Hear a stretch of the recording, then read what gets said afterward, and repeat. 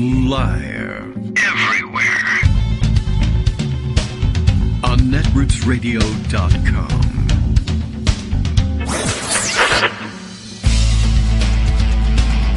David Waldman. Kagro. In the morning. Now, here's David Waldman. Hey, good morning, everybody. How you doing? It's Monday, July 10th. Sounds like an old-time horse race thing. I think I did this once before. This happened at some earlier point. It's July 10th, 2023. Time for another show and another wacky week. We got disruptions to the normal flow of the show coming up on Thursday. They'll start right away. Disruptions to the normal show.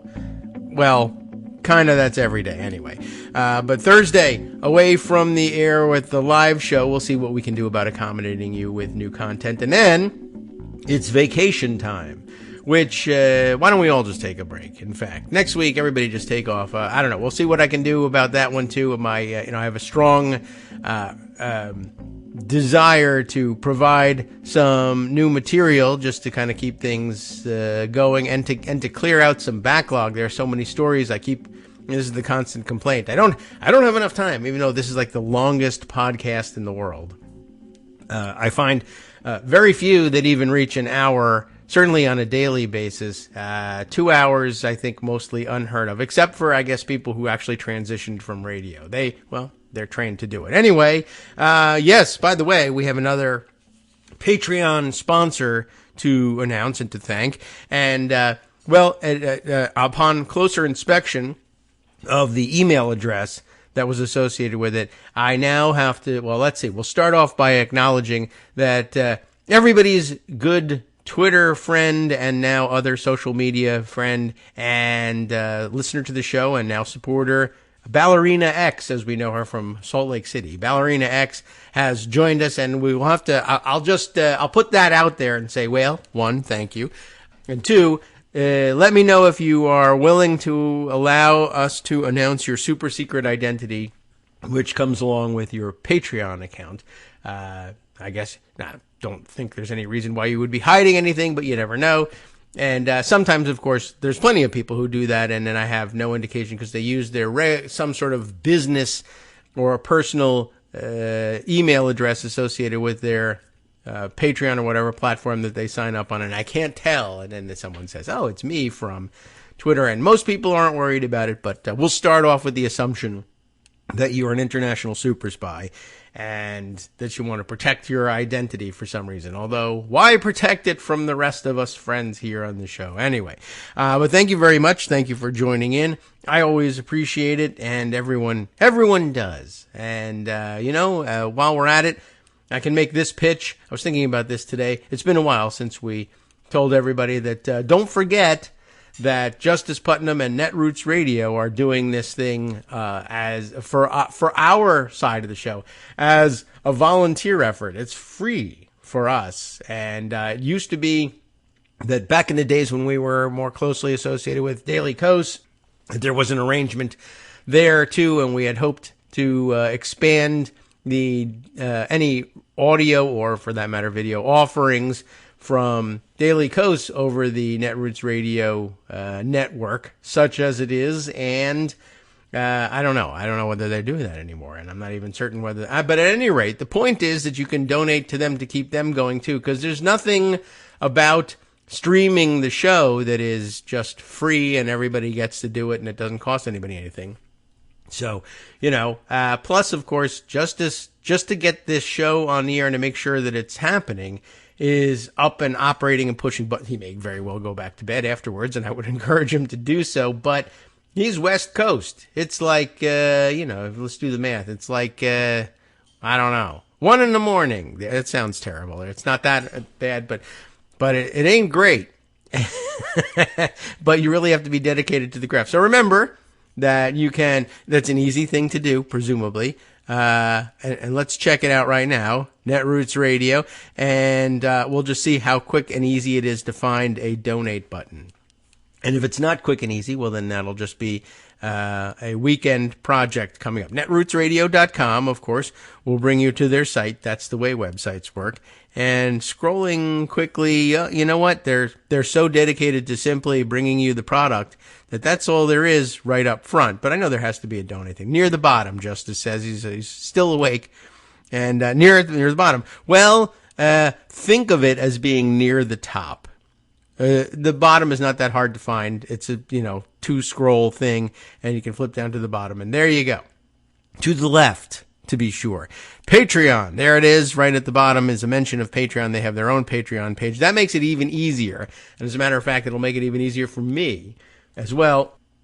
If you are already donating to this show via Patreon, well, then you know how to use Patreon, and you'll know how to find Netroots Radio, the other Netroots thing that's happening right about this time, and be able to join in and keep them up and operating too. So a little plug for them if you don't mind. Greg Dworkin is here. Greg Dworkin should start a Patreon page, and everybody could give him money. That would be fantastic, too. Oh, don't do that. We could give Abby the money. You could just send milk bones, I don't know, whatever. Bird seed, something. Yeah, okay. Pig's ears, whatever. Okay. So, but not, or maybe anti-squirrel bird feeders would be welcome as well. Yeah, or bear-proof ones. Oh, well, yeah. Well, I presumably all the ones I've seen that are squirrel-proof probably would work on bears. I mean, they're heavier than squirrels, but they might just be destroying. We have one. We have feeder. A squirrel-proof one and a bear-proof one. Wow. I mean, the squirrel-proof one. What happens is that it's a cage that sort of closes over a plastic cylinder, central cylinder. If the weight of the squirrel, right, and that's where I was activates thinking. it. The bear-proof ones are basically steel shells.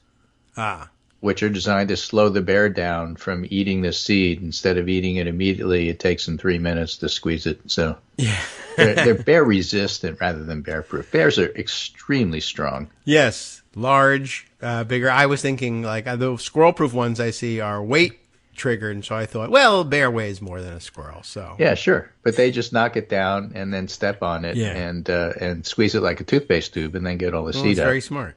Yeah. In fact, I have video of them doing it. You to my feeder. Well, fun. All right. Well, anyway, I think everybody deserves your support, even bears, if you think about it. But I don't know. But I'm a volunteer too, like Justice. This started out as my friend David was doing a podcast, and I wanted to call him and support it, and then I found that it was therapeutic to rant. So here we are. Yeah, and then 1,000 years later, this happens. Right. So we appreciate it. Let me start by talking a little bit about Twitter and Threads and the fragmentation of social media. I have something else on that. Yeah, go ahead. All right. Well, I don't know what you got, but here's what I got. Okay. So on the one hand, Twitter's semi-collapsing, but it's still the place that has more breaking news stories than anywhere else. Threads has like 100 million signups in just a few days. Yes. Which is pretty remarkable. Yes. It's actually quite good. Yeah, they come from the biggest player in the game, and it makes sense that people would. The problem with it is that a lot of their signups are coming from Instagram. Well, right. Because it's basically an Instagram knockoff. It takes Twitter and then uses an Instagram base. And the people who developed it encouraged that. I forget the fellow's name, but he basically got on and said, "Look, here's the deal. We want you to come here from Instagram, and we are not going to prioritize hard news and politics. We just want people to talk about the things they talk about on Instagram." So Threads is built really more for Brittany and Barbie than it is for DeSantis and Trump. Well, now, reporters are on there anyway, and on the one hand, they're saying, gee, it's so nice not to be hassled the way you are on Twitter, which really sucked. On the other hand, it doesn't feel like a ghost town because there's a lot of people there.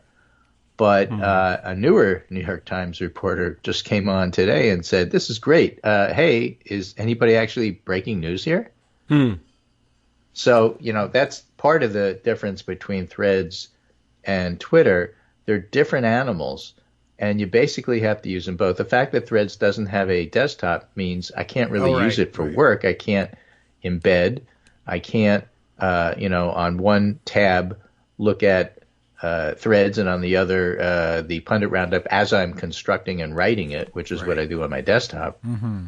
You can't compose a Pundit Roundup on your phone. It's like impossible. There's just too many links going here, there, and everywhere else. That's difficult.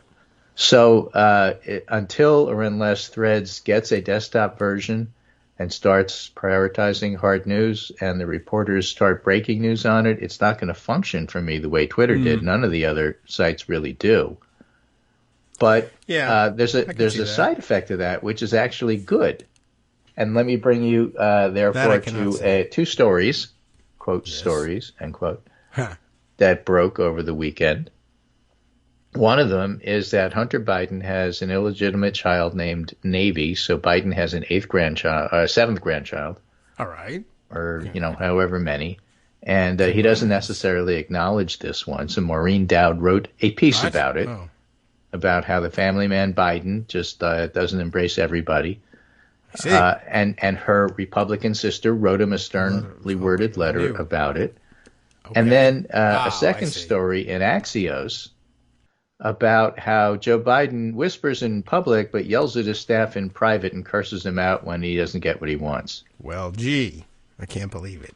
Which somebody Irish on Twitter said, have you never met anybody Irish? Or maybe a politician would be a useful mate, too. But okay. The point is, these tan suit Obama scandals, summer scandals, are not getting the traction you'd normally think they would for a variety of reasons. Fox isn't what it was, and social media is fragmented. Right. So there's no herd effect of all the reporters rushing to say the same thing at the same time and repeating it over and over with their own hot takes, because now they're on 7 different sites. Yeah, they're just tired of reposting it, and there might be a site they miss or forget or don't have an invitation to. Or the nonsense. It's actually kind of nice. All right. So that's one of the pleasant side effects of having fragmentation of social media. I can't get all my stuff that I want in one place, but on the other hand, we don't have to put up with Obama wears a tan suit bullshit. Yeah, right. And, I'm as a trade-off, they should pay my troll farm. I started an internet research agency to refragment social media, and it's working great. Also a catering business. Yeah, that's right. And I'm moving to Belarus. I'll see you later. Right. So, these things happen.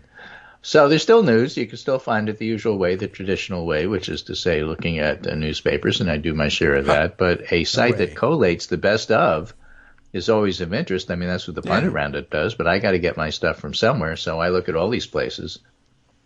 And whether it's Blue Sky, Mastodon, all of which have similar issues, Post, Notes on Substack, Threads, Twitter, there's a couple of others I'm not even on that are real, Spoutable. I mean, and there's 6, 7, 8, 9. The fragmentation is real, and it's quite a bit of work to go through it and say, oh, this is an interesting story. So it depends what you're there for. Are you there to chat with your friends? That's one set of social media sites. Are you there to get news and talk to reporters and maybe academics, political scientists who basically cover the same stuff? That's what Twitter did, and there's no substitute for that at the moment, so you sort of have to find them on different places. Threads seems to be the next best alternative, even though it doesn't have a desktop, even though it doesn't have direct messaging. So there it is. Best is just not great. All right. Yeah. So none of them are great. I haven't tried it out yet, but I think probably eventually I'll have to do that. And I got provided an email, a Blue Sky invitation, which I guess is a coveted thing, and I haven't figured out exactly what I'm going to do with that one yet either. I feel like I just don't have the I don't know if I have the energy to try every one of them anymore. And Twitter, and then maybe Mastodon. I mean, how much time do you have to do everything else? Yeah, I mean, it's an annoying thing if you're still one of the people that kind of cross posts to both Twitter and Mastodon. It's got to be getting tiresome and frustrating at the moment. Now, so far, I haven't found it. Maybe it exists. Maybe somebody out there knows about it. When Mastodon showed up, somebody put together an app that could take your Twitter followers and port it over to Mastodon, at least 2/3 of them. Yeah. So that made starting on Mastodon better. Yeah. Nobody's done that for Threads. Yeah, well, it happened. I thought that the story was that Twitter blocked it from working, and I don't think that they want them to do that. So I don't know if anybody's going to invent one for anything anymore because Twitter keeps blocking it. But I guess you could take your Mastodon list. So that's a problem, and of course it just makes the other ones harder to use. Yeah. But it doesn't make Elon Musk any less of a jerk. Right, and good. Well, we're glad to see him suffering, but it's sad. But you'll be happy to know he's not the only jerk, because we always have the Republicans in Michigan. Oh, yeah, true. They're all over the place. I don't know if you heard these stories, but I led the pundit roundup this morning with it. Yeah. So let me just read something from Detroit News, which is for subscribers, but I gave you the juicy part. Craig Mogert is reporting. Rosalind McGregor scuffle breaks out at Michigan GOP State Committee meeting. Sure. Where else would you have a scuffle? Tensions within the Michigan Republican Party evolved into a physical altercation that drew police Saturday to the GOP State Committee meeting at a hotel in Clare. Okay. That would be Clare, Michigan. Yeah, well, sure. I assume so. Now, the chairwoman, Christina Caramo, who lost to Jocelyn Benson for Secretary of State, is awful. Yes. She's Kelly Ward, Kari Lake, Arizona level awful. Yes. She's bad. She's spending all her money on 2020 stolen election garbage, so the party's broke. They're going to, they are. They're literally broke. They have no money. I wish I really did have an internet research agency trolling all these things. Yeah, they blew through $700,000. That is awesome. They really don't know what they're doing, do they? Terrific. No. And so people have been arguing about it. There's a move to oust her, but not enough votes to do so because you need a 75% majority to do that. Something like that sounds like the Senate. As Michigan Republicans have been openly feuding over the party's direction and the leadership approach of new chairwoman Christina Caramo, some were frustrated from the beginning of Saturday's special meeting at the Doherty Hotel that was limited to only members of the state committee. Oh, well, now, here's where it gets interesting. That was their meeting. In an interview, James Chapman, a Republican from Wayne County, said he traveled to Clare for the meeting but was forced to listen to it through a locked door. He and others said the pledge together in the lobby outside the meeting. That's the Pledge of Allegiance. Oh, that's nice. Lovely of you. And acknowledged he wiggled the knob of one door leading to the meeting room. He seems like a knob wiggler. Yeah, definite knob wiggler, this guy. More on him. So eventually, Mark DeYoung, chairman of the Clare County Republican Party, heard the wiggling, walked over to the door. He saw somebody flip him off through a small window, so he opened the door, and then Chapman kicked him in the balls. He kicked me in my balls as soon as I opened the door, DeYoung said. This is a quote from the Detroit News. The scuffle intensified with Chapman running at DeYoung, slamming him into a chair. DeYoung said he had a broken rib. He did a Rand Paul. That's a hard Chapman kick. alleged that DeYoung had said, "I'll kick your ass," and swung at him. No, DeYoung denied these claims. The police came. Wish he would have kicked my ass. They could have lived. All right. From the hospital, DeYoung said, "We are such a divided party." Yes. I mean, you can't make this stuff up. Well, the good news is he was kicked in both sides. Oh, more about Chapman, though, as I said, is coming. In the weeks before Saturday's special meeting, Caramo removed Matt Johnson, the Budget Committee chairman, from his position overseeing finances, quote, due to a dereliction of duty and several other grievances. Remember, dereliction of duty is now the go-to thing for Republicans. Oh, sure. Because it vaguely sounds military, up and up, duty, stiff spine, stand up straight, straight up kind of, square jawed, American patriotism. You abandon your post. Something like that. It's all garbage. And that's, when they use it in impeachments against Biden and Mayorkas, Secretary Mayorkas for the border issues, it's garbage. It is garbage here. Johnson said the spending that had been disclosed by the Michigan Republican Party, remember I told you that she spent them into bankruptcy, had been so far out of proportion with income as to put us on the path to bankruptcy. Well, all right. So they fired him. The Budget Committee was kept in the dark about almost all financial activity, even when we made numerous and specific requests. Now, you're a process guy. Can you imagine? Caramo's own co-chairwoman, Melinda Pago, has called for a budget to be approved by the state committee as soon as possible, but she wasn't in attendance for Saturday's meeting. Nobody kicked her. People. Yeah, right. Some had suggested that the tension could lead to a push to remove Caramo, but that didn't play out. It would take 75% of the state committee to support the move, which even opponents of Caramo acknowledge is a difficult threshold to achieve. So there's this story, which is bizarre on many levels. One is that it exposes the Republican Party. The other is that this James Chapman fellow is actually a crook. Not just a thug. He's a thug, but also a crooked thug. This is from March 6, 2023, MLive, Michigan Live. He has a criminal history and wants to be a Michigan lawmaker. Thursday, he carried a doll in a noose to the state capitol. Wow. The protester whose display of a doll with a noose around its neck prompted an altercation at the Michigan Capitol Thursday. He's a candidate for state representative with a criminal record. Multiple sources confirm the man is James Chapman. Does that sound familiar? Yeah, sounds like on Mark April David 21st, Chapman. filed to run for the 21st State House District as a Republican with a $100 filing fee. He's one of 7 candidates. He's 2 of the 7. Schizophrenic. Kevin English, longtime acquaintance of Chapman, and Rosemary Otzman, editor of the local newspaper, the Belleville Area Independent, both identified Chapman as the protester carrying the doll in a noose. Cool. I see the picture now, too. He's got a weird He's not sneer. A happy chappy. Chapman has had several run-ins with the criminal justice system over the last few decades. According to law enforcement records, he was found guilty of assault with intent to do great bodily harm, less than murder and firearms charge, and was sentenced to 3 to 10 years in prison in 1990. He also was put on probation for a stalking charge in 2015. Yikes. He's basically a nutcase, and he's the guy who kicked the local Republican chairman in the balls because he didn't get to the door fast enough. Oh, is that there? I didn't even know what the reason was. I don't know why. He opened the door for him, and he kicked him, which is amazing. Lakshaya Jain, who follows all things politics, noted this Craig Morger story and said, "We're watching a live test of what happens when a state party says F it and gives up for no reason."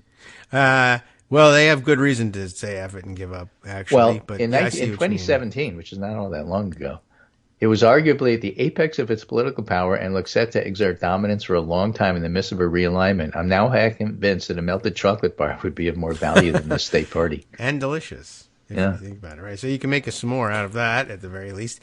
Yeah, that's true. I mean, it's been a long way down for the Michigan Republican Party, and it's not unlike some of the other stories in your roundup where this is what happens when nutcases push their way to the front and you let it happen. Oh, I got so much more on that. Story. Yes, so, I saw it. This is also the second time that somebody noted on Twitter that a physical fight has broken out at a Michigan GOP meeting at this hotel this year.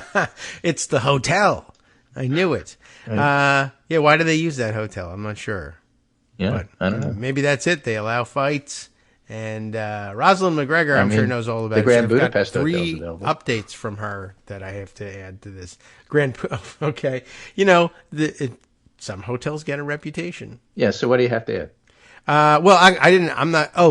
The addition to this story. Oh, well, she has a lot to say. I have 3. I'm holding on. I've got 3 of her segments. She's been updating me on all of the other craziness happening all over Michigan, and in particular in her area. But it's coming up on time to share all of those things pretty soon because I'm leaving. So let me just give you the overall theme here. Yes. Which is a mixture of Greg Sargent's headline and for his column, Why MAGA Elites Are Facing a Fresh Set of Disasters. All right. And my roundup of them on the Pundit Roundup today, which is basically this week's section of FAFO. Yes, that's what I saw this morning. Okay. All right, so this one. Religious right gets, and you'll appreciate this especially from Loudoun, Virginia. Sure. Religious right gets blindsided by angry parents in a Southern California school district. All right. Novice school board members got a hard lesson in politics in a region that could determine control of the House. 3 Southern California school board members, backed by a far-right pastor, narrowly won election last fall in campaigns fueled by pandemic rage. Then they banned critical race theory, rejected social studies materials that included Harvey Milk, LGBTQ rights hero. Yes. Now they're fighting for the political lives. After just 6 months in office, these officials face a recall effort on top of a civil rights investigation launched by the state's Democratic-led education department. Students have held up protests.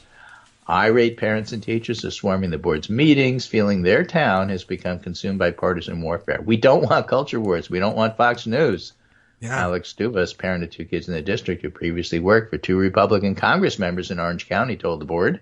Our schools are not ideological backgrounds. They're not platforms of religious evangelicalism. They're institutions for learning and growth. So, backlash. Well, all right. That's good. It's about time, and it's what we were all sort of hoping for. But it's great to see in the news regular people, the normies. Regular Republicans are getting pissed off. Yeah, this isn't what we asked for. And it's funny, we went right past it. But if you read it with the right emphasis, the idea of, well, they won narrow election in a low turnout affair and on COVID restriction backlash, mask mandate stuff. And then immediately, what did they do? Well, by the time they were elected, the mask mandate was pretty much over. So they just took what else was in the box, CRT and diversity and equality, and let's call everybody a bunch of pedophiles. And people are like, I just want the schools to run. What's wrong with you people? So even here in sleepy Newtown, Connecticut, school board elections are now, oh my gosh, I am not missing the next one. Yeah, good. Right. Well, that's where they sneak in. And then even if they don't go hog wild while they're there, although they certainly like to try it, they use that as a stepping stone to move up. That's always been the plan, the stealth candidate thing. It's stealth candidate, right? And then FAFO number 2. Also in Politico, GOP states quit the program that fights voter fraud, that is to say, Eric. Now they're scrambling. The program, known as the Electronic Registration Information Center, was arguably the best nationwide tool states had to catch people trying to vote twice. Now they have nothing and they don't know what they're doing. Yeah. All right. Good. Yeah. So once again, we're against voter fraud, but something, burn it all down, and then they burn down the infrastructure that helps them do the thing they said they wanted to do. Yes. Let's destroy the infrastructure. Now we can't get to work because there's no roads. Right. So what's going on here? Genius plan. All right. Well, that is remarkable. All happening in I was going to say all in one place, but now it's happening everywhere. Good. Hi, everybody. It's me, David Waldman. Yes, the same guy who interrupts you all the time. Interrupting you one more time just to tell you again, another reminder that your contributions are what keep this show on the air, and Patreon.com, Patreon.com, is still among the easiest ways to make the sustaining subscription donations that keep us afloat. Are you ready for the pep talk about how our Patreon campaign is still going strong and growing? Well, too bad. Yeah, the plain fact is we actually are headed in the wrong direction, and whereas we once had about 175 monthly patrons, we're now actually down below 150. Time to recruit some more. Not exactly the kind of news I wanted to share, but there it is. For those of you in a position to support the show, Patreon.com does make it easy to make those secure, recurring monthly contributions to do so. Patreon.com/KagroX gets you straight to our donation page. We've been through a lot together. The worst of the pandemic, we hope. The worst of the insurrection, we hope. So go ahead and treat yourself. You don't need an excuse. Give yourself the gift of a little something you enjoy in life. Support the show. And of course, if you happen to prefer using PayPal or even the Square Cash app, we're up and running on those options too. So thanks again, everyone, for all your support. We couldn't, or at least shouldn't, do it without you. Hope you'll be on board soon too. Thanks for all your support.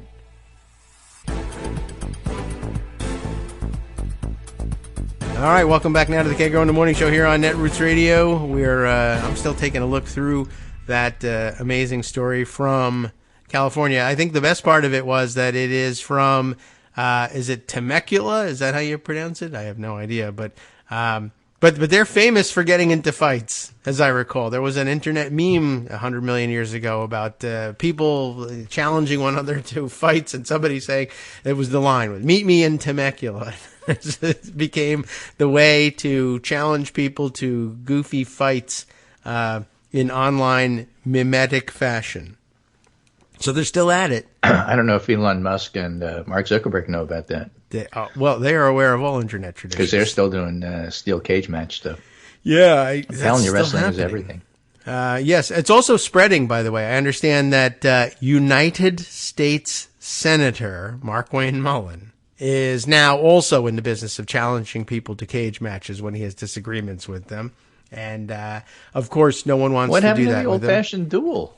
I don't know. That was a lot quicker, and there was better odds for everyone Yeah, I mean, Chris Matthews is more likely to take up the duel than a steel cage match. I would think so. And of course, it's a little bit of an empty threat in terms of people actually accepting it, just because Mark Wayne Mullen apparently began his, I guess if you want to call it, career as a mixed martial arts fighter. So it's a little dumb to, for other people, for instance, to say, yeah, sure, let's do that. But it's also a little dumb for him. Well, one, as a United States Senator, not to have outgrown that. And two, not only not to have outgrown that, but to leverage that, knowing that he's in an arena, so now the political arena, where not everybody has that background. And so it's a little too easy for him to walk around challenging people and then have people either dismiss it because it's dumb on its face, or because, well, he's actually a mixed martial arts fighter. That would be dumb for me. And then he gets to walk around and say they're cowards for not settling the differences in the United States Senate. Remember, the world's greatest deliberative body, where now you got to kick and punch your opponents as well. So, happens in Clare all the time, and I guess in Temecula, and why not in Washington, D.C. as well. Mm. Sad. So another in the theme of going in the wrong direction, and I'm going to get a little bit more into that Greg Sargent piece because it helps to cover the quiet news gap between what Jack Smith is doing and what Jack Smith is saying nothing and doing a lot. Mm-hmm. This one is from Religion Dispatches, which I look at from time to time because Chrissy Stoop posts there, and sometimes they have interesting takes on where the conservative evangelical movement is coming from and where it's going. This one is called At Moms for Liberty Summit, Mama Bears Declare Spiritual War on the Radical Left. Mm-hmm. And it fits in. Did we talk a little bit about the David French article from the New York Times last week? I feel like David French was mentioned, but that could be any week. That's true. Well, he wrote an article basically saying you have to understand this about the Trump movement. Okay. They enjoy themselves. They're very self-selected. They're very I won't say inbred, but the turning inward. Okay. They really exclude everybody else, and they find joy in what they do. It's like a Trump rally. They have fun. They don't understand why you would think they're bad people or mean, because they're never bad or mean to themselves. And they're only joking. Bad or mean to leftists, radicals, those who aren't white evangelicals. Right. So you don't want to be a leftist and they don't understand why you would think they're mean or bad people. They just don't get it because they have so much fun with what it's like going to a Trump rally at the. Tell you what. The tailgate party. The answer to why we think you're very bad is at the bottom of this cliff. Go look. Right. And so as I was writing a little bit about it on the Planet Roundup, I said this is another they take joy in it. The David French piece had that as well. It's not to extol it. It's to explain why they do it. Same as a Trump rally. They have fun. Yeah. It's sick fun at others' expense, but they have fun. So this one says, you should catapult them given that Monster Liberty is a very young group on the conservative circuit, it's remarkable that both Trump and DeSantis, in addition to other presidential hopefuls, made the pilgrimage to Philadelphia to talk about their message. And in Nikki Haley's case, to portray herself as one of them. These are the people that quoted Hitler, by the way. Yes. None of the candidates appears to have been at all concerned by the fact that Monster Liberty was just designated a hate group by the Southern Poverty Law Center. That fueled numerous jokes and gripes about being the face of domestic terrorism during the summit, eerily similar to CPAC's announcement and display of "We are all domestic terrorists now." Yeah. Well, there's a great talk about revolution, sacrifice, and of war in general for a supposedly apolitical event. During the event, I repeatedly heard the refrain that not every mom for liberty is conservative, despite the backdrop, which included Turning Point USA booth with stickers of a milk carton with liberal tears, pro-life pins, merchandise corner with T-shirts like "Joe and the Ho Gotta Go," and the Palin-esque "Mama Bear, don't mess with my cubs." The summit took place under heavy police presence, The vibe was strange, eerie, and excited, a cross between a white supremacist sorority meeting, a capitalist love fest with deep bonding over hatred for the left, the LGBTQ community, and anti-racism efforts, all dressed up as expressions of love for their children, and a Pentecostal revival with some distinct new NAR. I think that's like New Apocalyptic Movement. Our children belong to the Lord, not the government, declared Patriot Mobile spokeswoman Lei Wamgans. This is not a political war. It's a spiritual war. Sure. But again, the point is to try to give you an idea of the, quote, joy, end quote, that they seem to get from it. Sure. People used to enjoy lynchings, burning people at the stake. It's that kind of joy. Right.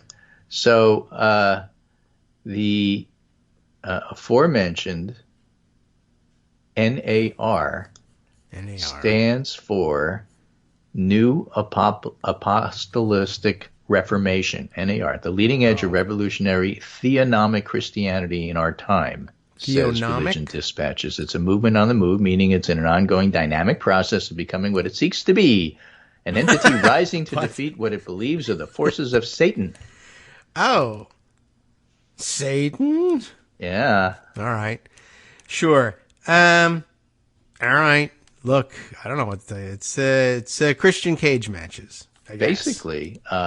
So what they're using is they're doing military combat in preparation for war because it's going to be a war against Satan. So it's a very militant group of evangelicals. They are and strict Bible it's becoming believers. very prominent on the right, and that's one of the reasons why there's such a hard edge to a lot of what you see from the evangelical movement. Yeah. So, okay, that's the new thing now. Christianity for them is about beating plowshares into swords. Yeah, exactly. Good. That's totally in line with everything as far as turn the other cheek right into the ground. Yeah. So there's kick them in the other cheek. That doesn't necessarily appeal to everybody. No, Jesus. I'm just saying, but amongst themselves, they seem to enjoy themselves. Well, as long as all the kids are having fun. I don't get it. What's the appeal? This is the appeal. Yeah. Makes you feel like you're destined to take over the world in the name of somewhere. Jesus. You belong to something. You belong to a movement bigger than yourselves, and you have joy in carrying out the wishes of whoever's telling you to go make war on everybody else. Sure. And it's not a difficult thing to understand, and I mean, it's not great. It's a horrible thing to do, not difficult to understand, and it's been around a long time in different forms. I guess, like you say, it's just a harder edge to the old, bless their hearts. That's not what they mean, and that's how they signal to one another, stab that person in the back. It's the old Anita Bryant pro-orange juice, anti-gay, message. So Greg Sargent wrote why MAGA elites are facing a fresh set of disasters. He's got a big picture of Marjorie Taylor Greene. That's notable because she got kicked out of the Freedom Caucus. I don't know if you covered that, but yes, I did. It was like opening the door and kicking her. Yeah. Out of the caucus. Madame Defarge got thrown out of the revolution. Yes, the way I put it. But in the elite world of right-wing lawyers, an intriguing split-screen effect has taken hold. On one side, longtime conservative legal causes are prevailing, most recently with the Supreme Court. But on the other screen, the legal causes championed by elites associated with the GOP's MAGA wing are facing a string of disastrous setbacks. There's Lynn Wood, who had to retire from practicing law in Georgia. Otherwise, he was going to be disbarred, and he might be disbarred anyway. They really should not let him just retire. Well, I think they're not going to, but, it just gives you an idea of how things are going. There's the other legal minds, John Eastman and Rudy Giuliani, who are being disbarred or have been disbarred. Might Giuliani got legal something issues over the weekend. Beyond that. Good. And so, in a sense, the story's more than half a century old, going back to the 50s and 60s campaign to impeach liberal Chief Justice Earl Warren. The populist right has long relied on haphazard legal bomb-throwing that pleases the masses but fails to yield results. By contrast, other conservative elites adopted the long-game plan of legal institution building that, unfortunately for liberals, is delivering in a big way. Yes. Consider a leading MAGA cause the impeachment of Homeland Security Secretary Alejandro Mayorkas. Right. Backed by MAGA leaders like Jim Jordan, who chairs the Judiciary Committee, a reliable ally of former President Trump, some high-profile legal conservatives have now dismissed the case for impeaching Mayorkas. Lawyer David Shane, who defended Trump during his second impeachment, told the Daily Caller, a right-wing website co-founded by Tucker Carlson, who, by the way, is fading away. Another story on that. That impeaching Mayorkas might not be justified, suggesting instead Republicans hold hearings if they oppose his policies and actions. Similar sentiments came from Bill Barr, who questioned whether there's even a colorable basis for impeachment to give it a degree of credibility. Oh, there isn't. All right. Right? So it seems obvious that Republicans such as Marjorie Taylor Greene, the public face of impeachment, doesn't care if impeachment has legal legitimacy. But some less extreme House Republicans have expressed strong skepticism. Then Sargent mentions Lynn Wood and John Eastman facing disbarment proceedings, and loyalist Jeffrey Clark facing similar proceedings. Yeah, right. And on top of all of that, the Supreme Court recently invalidated the theory of the independent state legislature. Yes. At least and then Ron DeSantis' initiatives have been halted in court. And these MAGA failings have a historical precursor, said Stephen Tellis, political scientist who wrote a history of conservative legal movement. Some on the right have long embraced a strategy of opposition to legal liberalism that was essentially the legal version of populism, like the doomed impeach Warren crusade. So those who just flat out attacked it lost, but those who just wanted to take the long game and build their own institution by buying justices, were a lot more successful. Yeah. But there does seem to be a real schism between the successes elite conservatism enjoying and the fiascos MAGA elites are facing. It may seem to liberals like a negligible consolation prize, but these setbacks are a big story and a relatively positive one. It's good news that the MAGA lawyers are facing discipline and getting disbarred. That's true. And it takes the right approach. It's also bad news that there are perhaps less MAGA-ish lawyers behind it. But yeah, the long-term institution building is working and teaching us that we've been pretty wrong on a number of things, but at least not on the independent state legislature theory. Right. All right. Now, here's a piece from the news site Messenger, which talks about Tucker Carlson's Twitter show views are plummeting. Oh, good. Or as Michael Weiss says, this is amazing given that it's on a platform tailor-made for his brand of bullshit. Yeah, you would think, right? I mean, that's what they're trying to build there, and you'd think that, everybody who's left should be part of his core audience, and I guess they're just not, or they're not interested in spending their time on. I don't know how long his show is. Seems like something that's just not geared for the Twitter attention span, I guess. Well, it's not just that. Like our show isn't. Think about his audience. All right. They're all 75-year-olds watching Fox. Oh, right. They don't because it's on their cable. For one thing. Yeah. Right? So what are they going to do? Watch it through their Instagram account? I don't think so. Well, they all want to get on Threads. So, yeah, that's true. Although at some point, some number of Twitter users found their way to his show. And you have to step back and say, what the heck was he thinking? Oh, well, I don't know. You mean starting the show or? Yeah. What else was he going to do? Well, it depends, I guess, what he wants. By that, I mean, and I'm not the first to point this out, but I've pointed this out independently. Glenn Beck and Bill O'Reilly have websites, podcasts, whatever. I mean, so I've heard. They still make money. They have zero influence. Again, the fragmentation of social media that I was talking about. When you're on Fox, everybody repeats and shows your clips. When you're on your own, you have to pay to see it website. Nobody does that. Yeah, that's true. Although, well, they make money, so I don't know. They make money. So Bill O'Reilly is still in business and making money. It's just he has zero influence. Same thing with Glenn Beck and now Tucker Carlson. That's not a bad thing. Not for me, it isn't. Yeah, let them make money. I don't care. The point is they don't have any influence because their ideas are poison. Yeah, well, that's true. I'm kind of amazed by the fact that it's one thing for his audience to have plummeted since leaving Fox. It's another for his audience among Twitter users to have plummeted because he started his show when it was already turning into a right-wing cesspool. And so sure, everybody tuned in to see what was going on. But at the same time, let me remind you, just because Threads has 100 million signups, that doesn't make it successful. That's question true is too. Retention and what's it going to be like in a month? Yeah. I'm surprised that there are people who would know how to find their way to his show and then see it and then go, I don't care. Well, but great. They saw his tweets. How many people actually watched the show? You can save a lot of time, I suppose. Yeah, just look at the tweets and then you get an hour of your life back because it's not going to cover anything different. Yeah. All right. Maybe that's it. Or maybe he just sucks. Or maybe just short attention span on Twitter or I don't know what. But okay, whatever it is.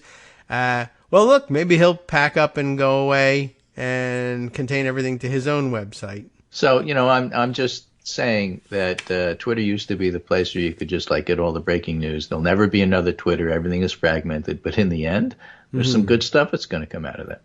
All right. One of them is the end of the tan suit scandal groupthink from the press. The other is the influence of people like Tucker Carlson. All right. Yeah, I don't know what you were saying that you were independently pointing out, but that others had noted as well, or if not, there's an article in it because, tying those two things together. All right. Well, that should be the work of the opinion columnist in the next couple of days. Do that, and then we'll read it. Rather than just me who observe these things and then whispers them to my friend David. Right, and then you all write about it and we read it on the air, and then that's when it becomes huge because we're big influencers. Mm. We have a small circle. Is this thing on? Right. So I feel your pain, Tucker Carlson, except you don't feel it because you've got a lot of money. So right. I feel that pain for you. Here's an interesting little factoid that I thought was funny. Pains. Yeah. This is a picture I sent you. It's a graph. It's from the USDA and a couple of other people. All right. Oh, and it's about the regional price of large eggs. Large eggs. Cents per dozen. Regular. Just large size regular eggs. Large size, a dozen eggs. Okay. All right. Okay. And it's gone from in 2023. Oh my goodness. Well, let's just put it this way. In 2022, January 2022, it was $1.50 a dozen. And the 3-year average is about $1.10. Impeach. Okay. Right, yeah. In 2023, at the beginning of 2023, eggs were $5.50 a dozen. It's the chicken union. Well, it wasn't the chicken union. It was bird flu. Bird flu was killing all the chickens. Plus, there were some distribution issues and, some other things, including greedy people jacking the price up. But it was mostly bird flu. All right. And that's part of the reason people thought inflation is out of control and what's going on here. Yeah. Like gas prices. I was filling my car with eggs. Egg prices have gone from $5.50 in January of this year to $1.10. Hey, that sounds familiar. Like so the average. It's back to where it was because the bird flu thing is over. Cool.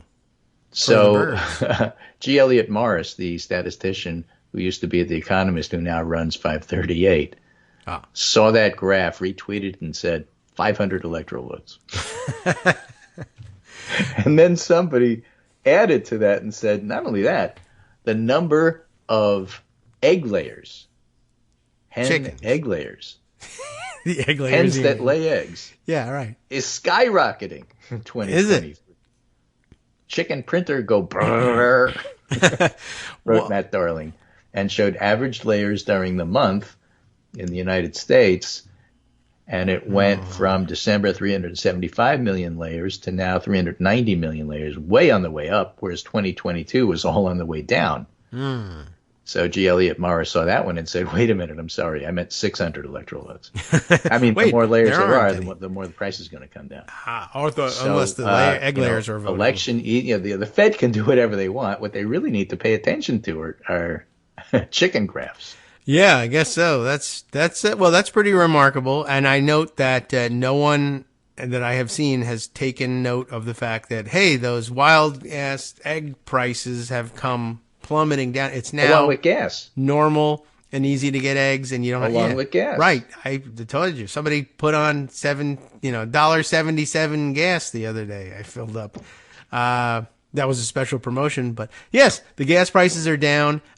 Certainly, gas costs the same as eggs in your neighborhood, at least for a day. Right, and even not only are they just down overall, but usually summer is the time the prices go up. Everybody is filling up and driving across the country, and they continue to go down. But that's the way the economic press is, or everybody really. They just point out the things that are going wrong, and then when they get fixed, whatever. But that's good news. I was looking at that second graph, as you said, the number of egg layers going up, down. But what did they go down during the bird flu because all the chickens were dying? Is that what that's telling me? Yeah. Or was it telling me later on that once egg prices were up, it looked like there was a bump there too? Did everybody go out and buy more chickens and say, I don't think they were saying we're going to meet demand and lower the prices. They were saying, let's profit on the $5 a dozen thing, I guess. But it's a number of but if you're handing out all the eggs, Connor Sen, who's on it's Twitter, self-limiting if you're handing out all the eggs, because those are all egg layers waiting to grow up and lay eggs, but then we're eating them instead. Right.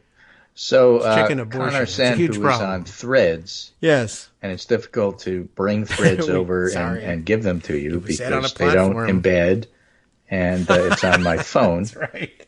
But the guy said it was on his phone. I don't know. Can't prove it. But he was talking about the fact that the economy is doing really good, and people just don't want to acknowledge it.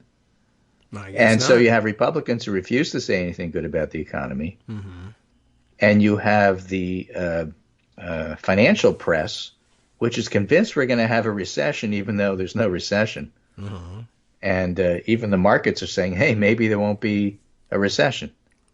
You could make this point by throwing eggs at economics columnists. Right.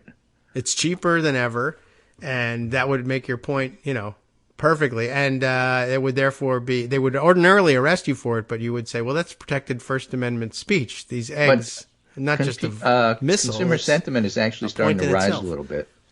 It's broken like presidential approval because Republicans simply just say no to whatever it is that's going on because they're not in power. Boycotting eggs. Bud Light. But nonetheless, it's of interest. And the fact is the economy is going to be a plus for Biden by the time the election comes around, not a negative. Good. And it ought to be. And I guess at some point, like the definition of recession, as you always say, right? It's a recession if you think you're going to lose your job, or your neighbor loses their job. It's a recession if your neighbor loses your job. It's a depression if you lose your job. Yeah. Well, it seeps in. It's just that was another theme we were just talking about, just sort of it being background and getting absorbed, and it becomes part of the generalized understanding of things. If even for people who don't want to acknowledge the uptick in the economy, it's too bad. You have to acknowledge it. Eventually you begin to realize it's not such a crushing burden to get eggs or fill the car anymore. You might want to attribute that to Donald Trump, but it is happening. It's because Biden curses in private. Yes, right. That could be it. And as you know, or he Donald has Trump a grandchild he doesn't acknowledge.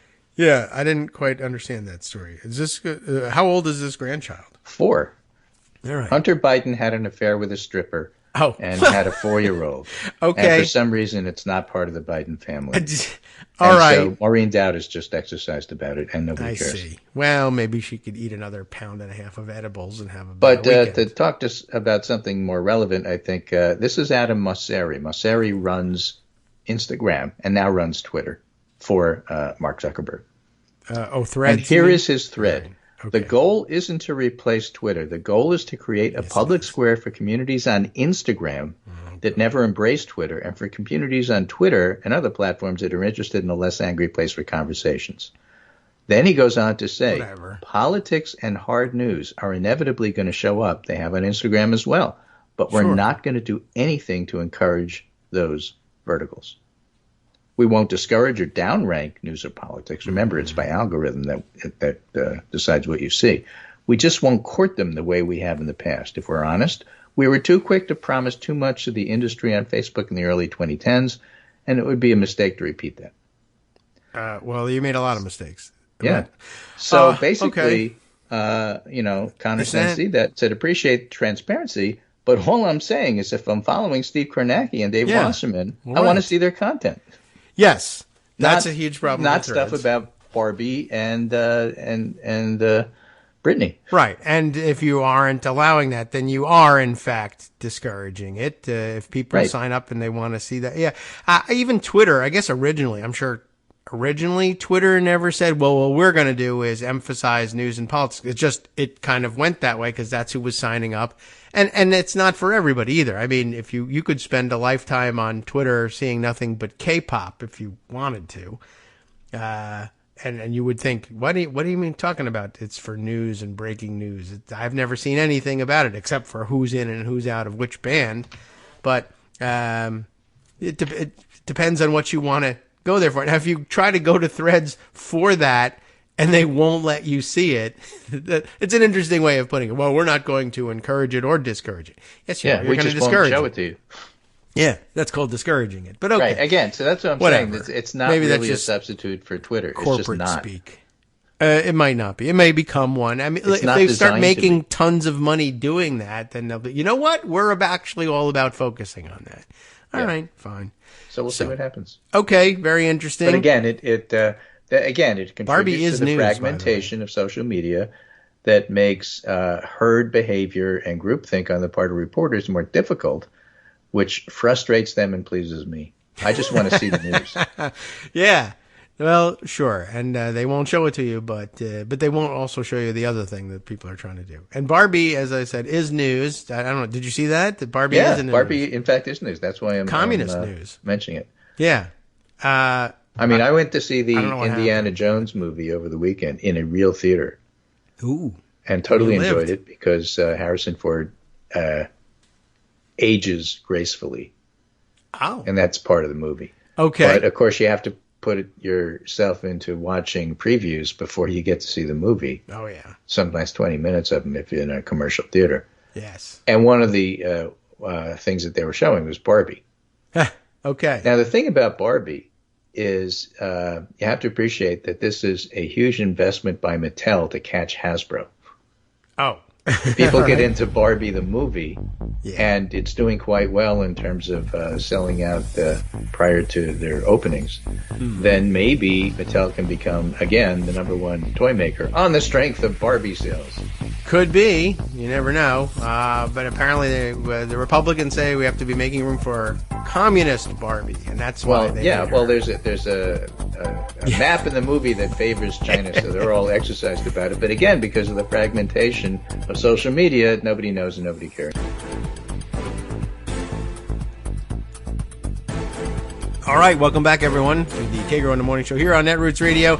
I mentioned, and Greg snuck it in at the end there, but in case you were, you thought we were kidding, no, it's true that Republicans are really actually mad with the Barbie movie, and so are the Vietnamese, as it turns out. And as you know, there's always been a natural alliance between the American right and the Vietnamese people. But interestingly enough, it is a fight in which there are no winners, I guess. Mind you, here's some nuance for you. This is actual nuance around the politics of Barbie, if you think about it. All right. So as I understand what's happening, and I regret horribly that I do understand, I think, what is happening, it is this. What the hell is the Barbie movie about? I don't know, really. I mean, Barbie, sure. But I understand that the plot is Barbie and Ken decide that they are going to break free of Barbie world, which I guess is a thing in this movie, and instead go out into the real world and explore the real world. So it's a little, I don't know. It's like what can you say? Reverse Toy Story sort of thing. I don't know. They're going to break out of their world and they're going to go explore the real world. Don't ask me what interest they have in the real world, what makes them think they can survive in the real world. It's a comedy. It's supposed to be funny. They drive funny looking, Barbie dream cars through the world and use famous Barbie accessories to do it. Anyway, at some point, they hatch their plan and it involves the display for one reason or another. I don't know. I haven't seen the movie. I haven't seen a description of it. The display of a crudely drawn map of the world that they are going to break into from out of Barbie world and explain the world you and I know. And this is their map to do it. And it's got, like I say, crudely drawn, misshapen representations of the various continents. It's a flattened world map. Anyway, here's the thing. On this world map, there is a dotted line, a curved, wacky looking, let me give you the NBC News version of it, and I'll mark it for inclusion in the roundup. Did Barbie cross the line? How a childlike map stirred a South China Sea dispute. Like I said, the long story short here is there is a display on the map in the area off of the crudely drawn rendition of Asia. And that's all it says is Asia. There is a dotted line that curves out and around, sort of like a reverse S shape from the side of Asia. And let me see. I'll see whether it has the right. Anyway, as it turns out, this is a thing in the real world, not the Barbie world. This is what they call the 9-dash line. Now, who calls it that? I don't know. It doesn't matter. I've never heard of it. It's not a thing in my world, but it's probably really true. What is the 9-dash line? You know what? NBC News has an actual, decent point-by-point rundown on this sort of thing. The thing itself. Alexander Smith will say up front that he's done a good job summarizing this. I don't know. We'll find out. Moviegoers in some of the summer escapism, in search of some summer escapism, might think the anticipated blockbuster Barbie, which honestly, blockbuster, but okay, would be a safe haven from the dizzying complexities of international politics. Ha! You fools. It's not true. The movie has been banned in Vietnam. Why? Over a scene that features a map showing the South China Sea, a strategically important body of water that's hotly contested by China and a number of its neighbors, many of whom have close ties to the United States. The story is this. The Chinese claim sovereignty over a large portion of the South China Sea, which you cannot identify on this map. But apparently, when the Chinese render their preferred view of the South China Sea, it involves this dotted line into the South China Sea, I guess demarcating their claimed sovereignty. And I guess it's I don't know why it's always 9 dashes in this line. I don't know if it actually is, but I guess in their version of the map, the line, I don't know whether it's also curved and weird and looks like this or not, but there's a 9-dash line that shows their territorial claims in the South China Sea. The Vietnamese vehemently protest this, as it, I guess, intrudes on their own territorial sovereignty claims. And so the Chinese are at odds with the Vietnamese on this one. And United States conservatives looking to capitalize on everything, an attack on Hollywood, an attack, on, they're one of their favorite targets being the Chinese Communist Party or the Communist Party of China, however they view it. And I think they say Chinese Communist Party, CCP. I think the Chinese say Communist Party of China, but anyway, that's the deal. They're like, well, why the backers of the movie must have been influenced by the Chinese Communist Party to include this dotted line as a nod to China's claims of sovereignty, and they actually went out of their way and put that in there. And quite honestly, at first blush, there's no other real explanation for it. The rest of this map is cartoonish and stupid. And most people are just saying, yeah, okay, it has a line in it, but it's not honestly serious propaganda. It's garbage, like the whole map is. What are you worried about? But then, you might wonder, well, what the hell is that dotted line doing there anyway? Although I do notice now that I look at the map, there's all sorts of other garbage all over the oceans, including other dotted lines elsewhere. I mean, I guess if that's the supposed 9-dash line that they're talking about, then this map also claims that Greenland is claiming sovereignty over what might be Iceland or possibly the United Kingdom, depending on what you think this little blob on the map is.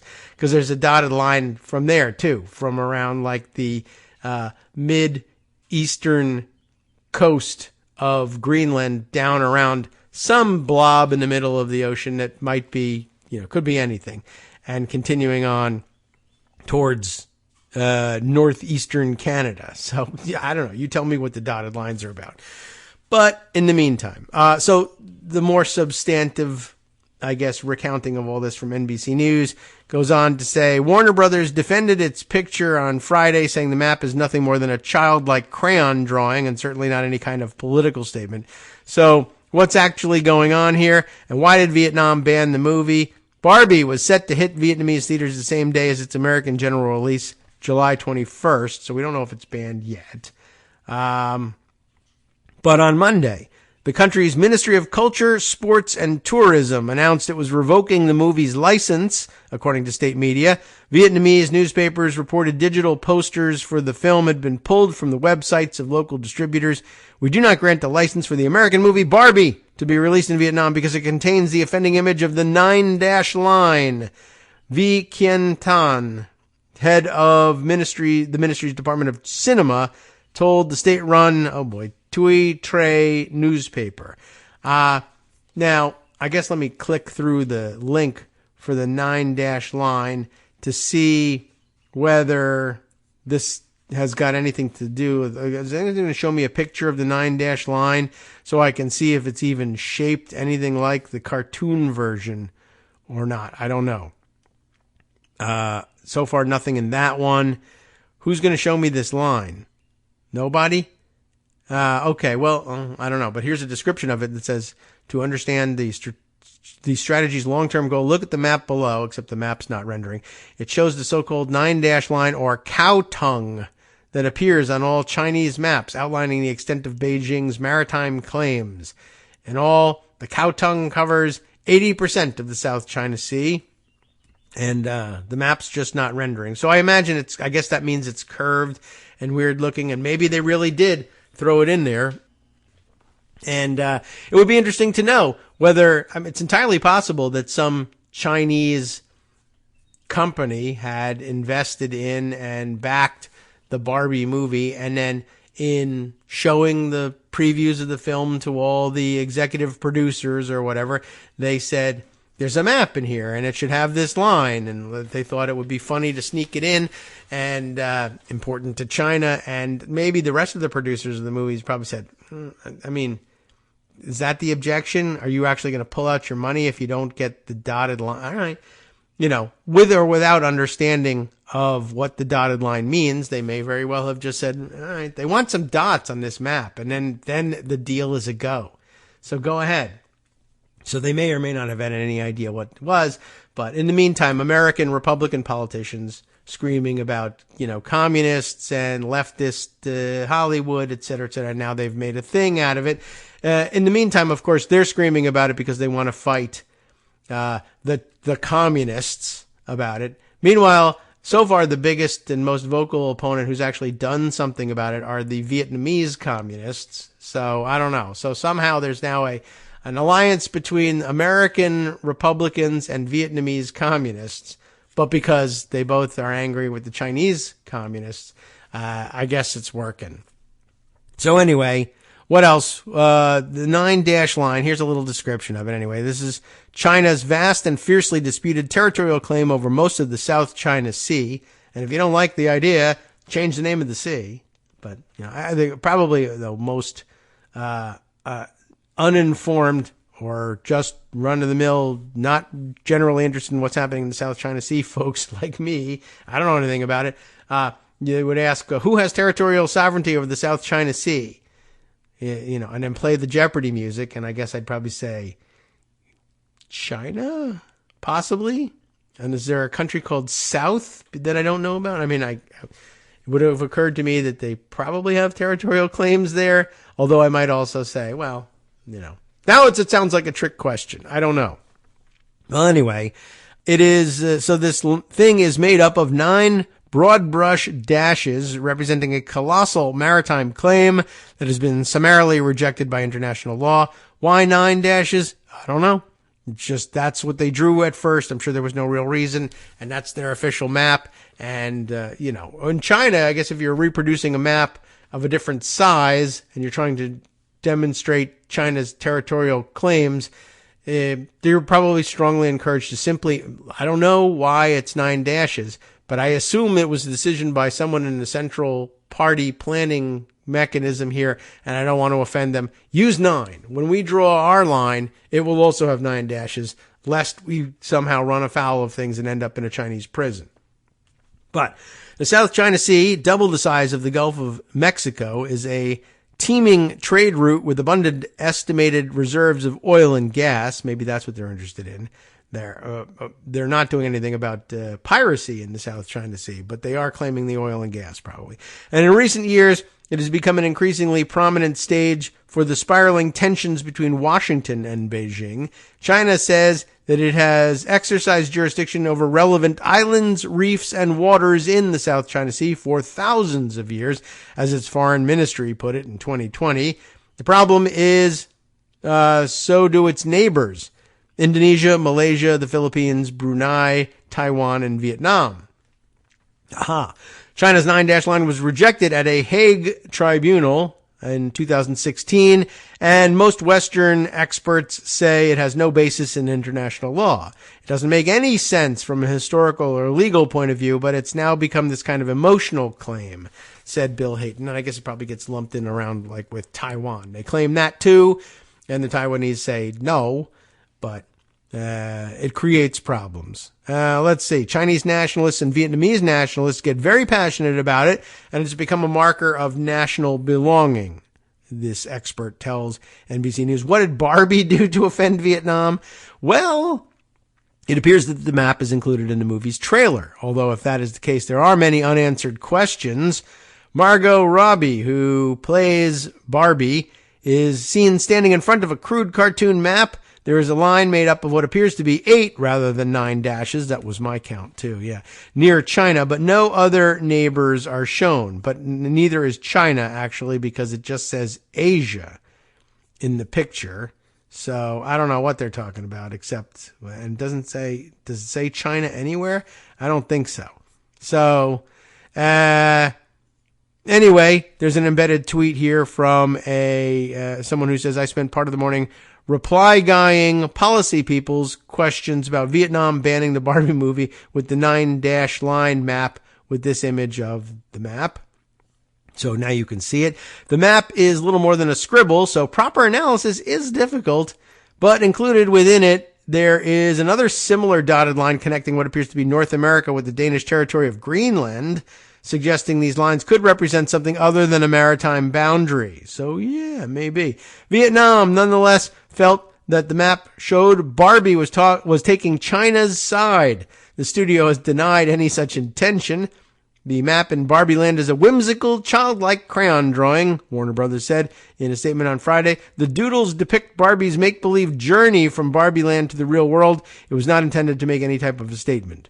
Warner Brothers did not immediately respond to a request for further comment about the map. The Vietnamese Culture Ministry also did not respond immediately to a request for comment about Warner Brothers' explanation.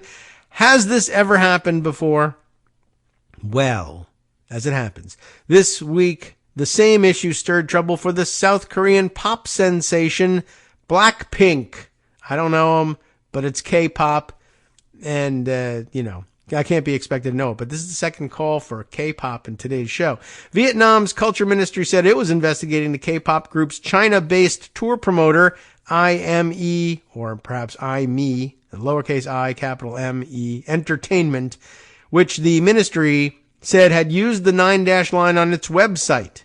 Some Vietnamese fans online demanded a boycott, according to Reuters. They have them there, too. The images appear to have been taken down, but Tung Ngo, a journalist with Channel News Asia in Vietnam. Channel News Asia. Okay. Channel what? I don't know. Channel News Asia, that's what, tweeted that the maps did not, in fact, show the 9-dash line, but locations of cities being visited by the tour, which outlined a similar shape. Oh, I don't know. Maybe yes, maybe no.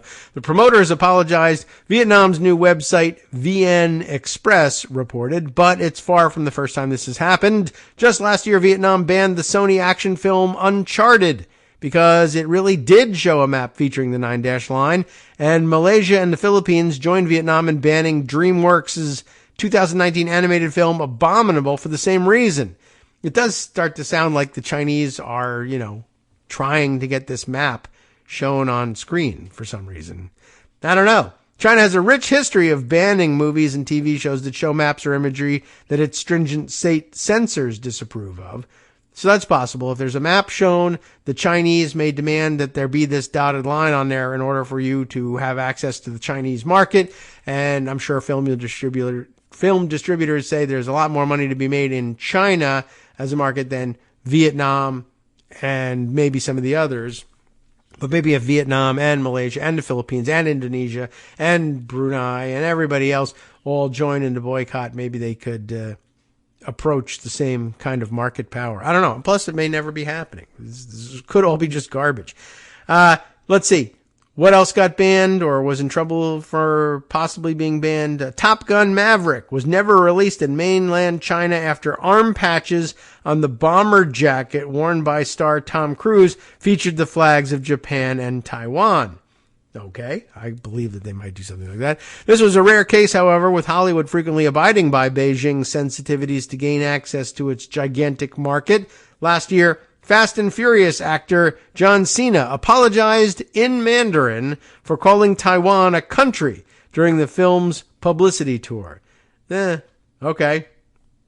They do have influence. Why is this such an emotional issue? China says it wants a safe and cordial resolution to the South China Sea dispute. Sure. And describes the situation there as stable. However, it has been bullish in backing up its claims. Bull something anyway, I'm sure.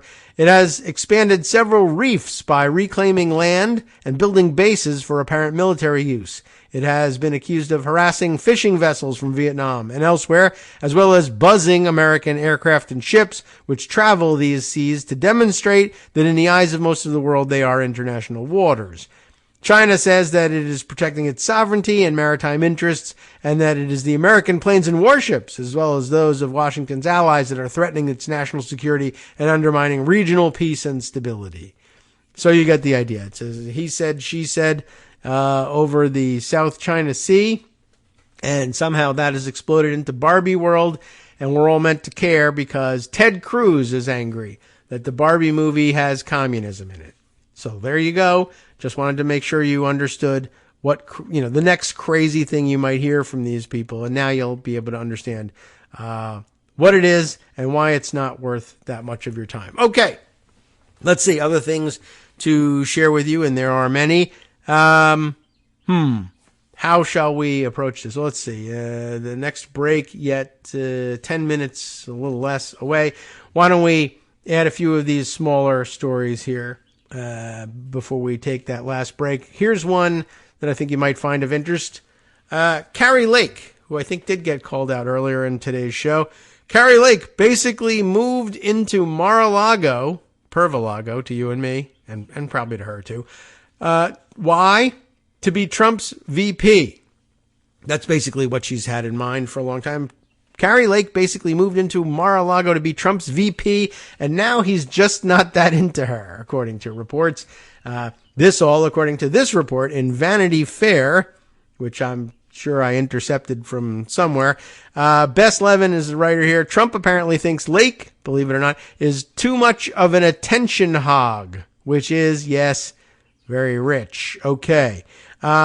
She writes it this way. Last month, an incredible report emerged about the lengths that failed gubernatorial candidate / rabid election denier Carrie Lake was going to in her quest to become Donald Trump's 2024 vice presidential pick. Lake, sources told People magazine, quote, spent a significant portion of her time at Mar-a-Lago during its open season. So much so that she was apparently at the Florida resort more than Melania Trump, a.k.a. Trump's wife. Kari Lake is there all the time. A person familiar with the matter told the outlet there's a suite there that she practically lives in.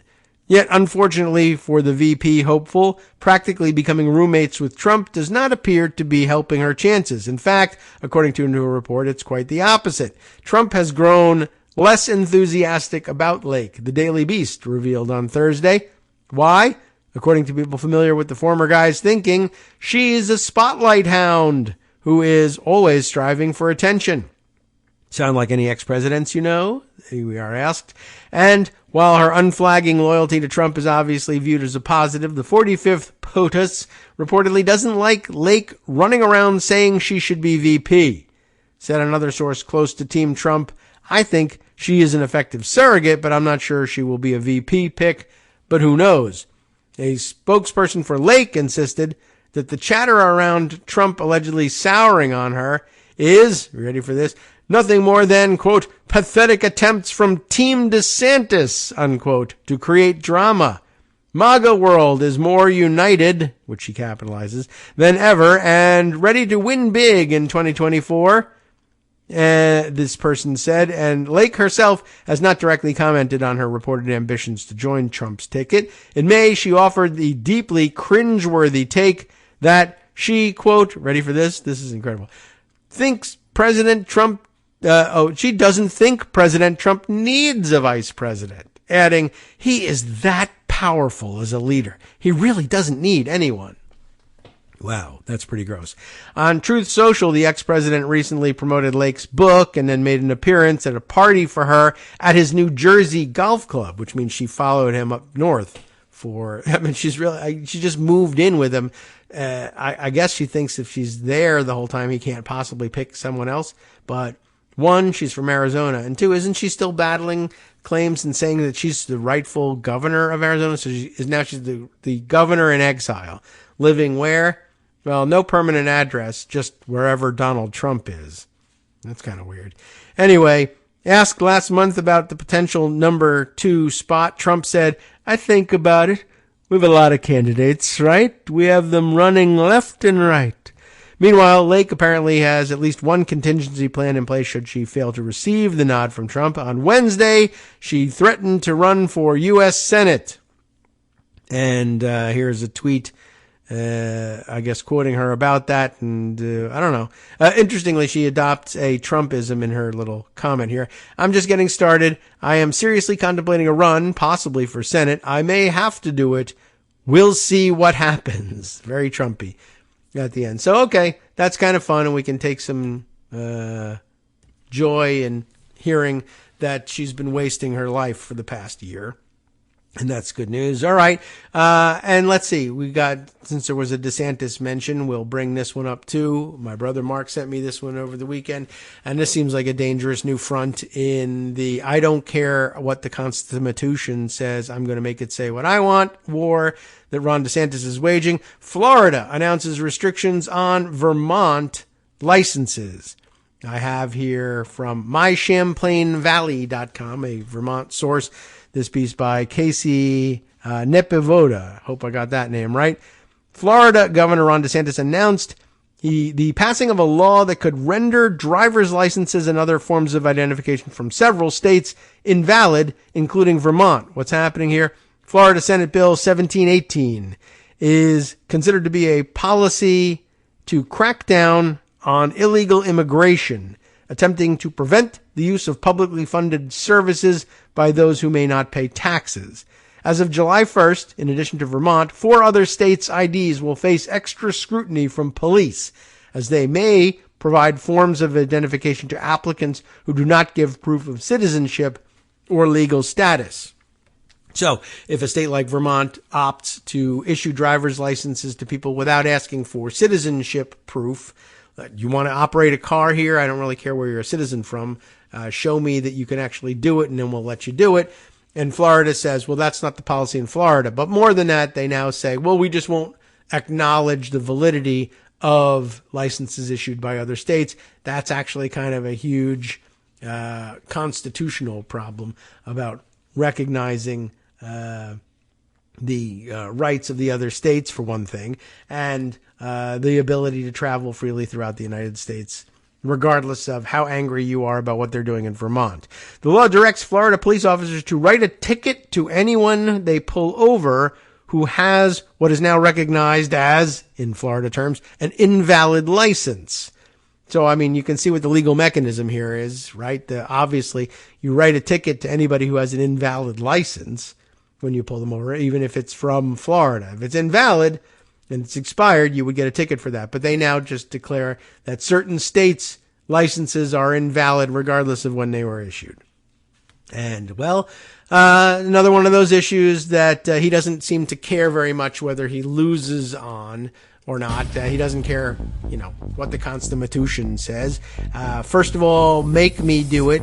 Go ahead and see what you can do. And second of all, he's just happy to lose these cases and then cry about being a martyr. So, I don't know. Very interesting, but just another front he's opening in his war on LOL YOLO Nothing Matters territory. Okay, we'll be right back after this short break with one final segment of today's show. I'll dig something up that's interesting and fun next. Hi, everybody. It's me, David. Let's change things up from the old fundraising pitch for just a minute and talk instead about how you can be a part of our show. If you've got a smartphone or any other electronic recording device, why not sit down and record a segment for us? Read us an important article and give us your take. Read one of your own original essays, or even just give us your commentary on something you'd like to share that's important to you. Then send the file to me at kagrox@gmail.com, and I'll try and work it into the show. Short segments, a few minutes in length, are easiest to fit in. And of course, I can't always guarantee that I'll be able to play everything, but if you've ever shouted at your radio or TV about something you wish was being covered, here's your chance to change that. Make the show your own. Send your submissions to me at kagrox@gmail.com.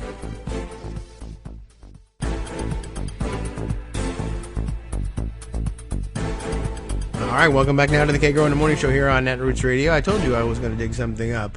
I said it was going to be interesting. Oh, well, we'll see what we can make out of that. There's plenty to get to, of course, and I'm scrolling back in various social media timelines to try and find a few things that occurred to me as interesting and new. But there are plenty in pocket here, so let's go there instead. Let's see.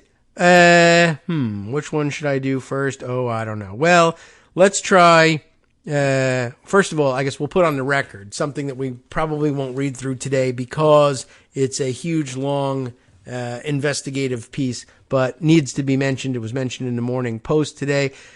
More digging into Clarence Thomas and his acceptance of undeclared gifts from rich benefactors has resulted in a very long and detailed piece in the New York Times that, let's see, I think I read it yesterday. Is it dated yesterday? Yes, it is.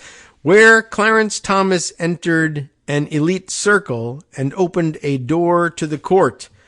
I'll read you the subheader here. Explains a little bit more. The exclusive Horatio Alger Association brought the justice access to wealthy members and unreported VIP treatment. He, in turn, offered another kind of access. And it's more or less exactly the kind of access you were thinking of. But in addition, actual physical access. He got so wrapped up in and really just, personally enjoyed this Horatio Alger Society and its fellowship so much that to this day, the Horatio Alger Society's association's annual inductions of new members. And it's, much more meaningful when you read the story and you learn who are the new members, what kind of people are they admitting, what are they doing. Not only admitting new members, but other activities of their annual meeting, held in the chamber of the United States Supreme Court. It's not court business, and it's not happening while court business is being conducted. But I guess the justices have access to the chamber when the court is out of session and they can bring people in. Normally, you'd think that they're bringing in visitors who are interested in seeing the chamber where it all happens and having tours. But I guess you can do anything you want, and no one's stopping them. So they have their annual meetings and induction ceremonies inside the chamber of the Supreme Court, which is a pretty exclusive thing to be able to claim, and I guess pretty valuable to them and a memorable experience for their new members. But I'm sure their new members have plenty of memorable experiences. Anyway, it also, the article goes on to tell, and we should read through the details of it, and if you haven't already, perhaps we'll help you with that. But you will not be astonished to learn that it's reports that Clarence Thomas has been taking more and more lavish VIP treatment gifts over the years from many more benefactors than just Harlan Crow. And that's what the crux of the story is. But that having been said, I wanted to move on to a couple of other things that might not have gotten as much attention.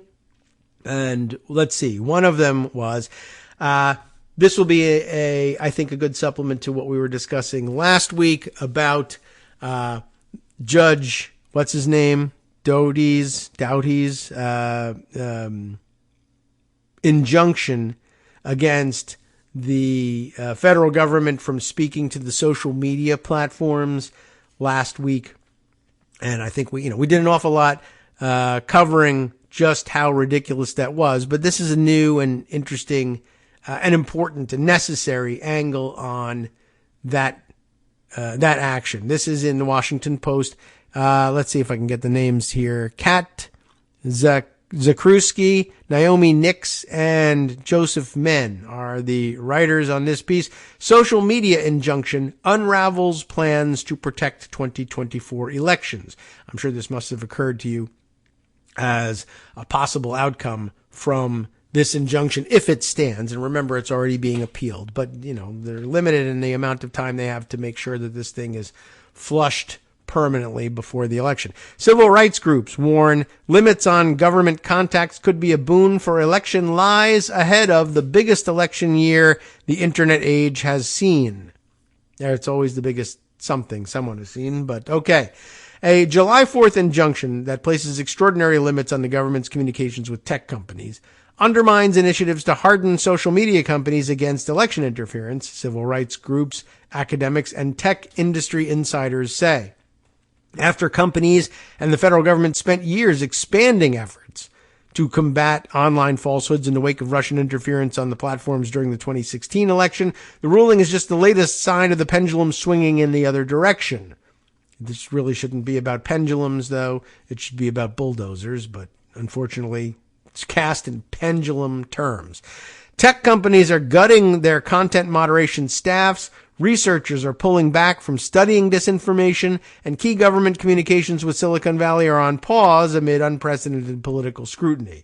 Why not play the Ron DeSantis game here, by the way, is one suggestion, and just say, one idiot on who's got one seat on a small federal bench in Louisiana isn't going to stop us. Where are his troops? How many has he got?